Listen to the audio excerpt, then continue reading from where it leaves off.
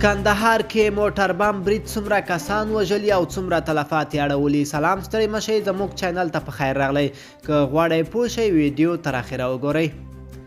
د افغانستان سویلي کندهار ولایت پولیس وایي د ارغنداب ولسوالۍ کوهک سیمه کې نن سهار پر پولیسو د هاموي ټانک په مټ موټر بم برید شوی چې ویل شوي او پولیس پکې سطحي ټپیان شوي دي.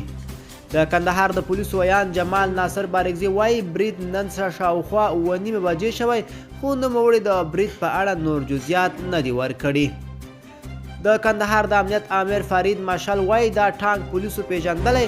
نوموړي وایي په سیمه کې چاودنې یو ښوونځی او کورونه ویجاړ کړي دي. تیر کال اکتوبر میاشت کې وسلوالو طالبانو د کندهار ارغنداب ولسوالۍ په 3 کلي کې د افغان ځواکونو پر امنیتي پوستو جګړه پیل کړه او ځینې پوستې یې نیولې وې.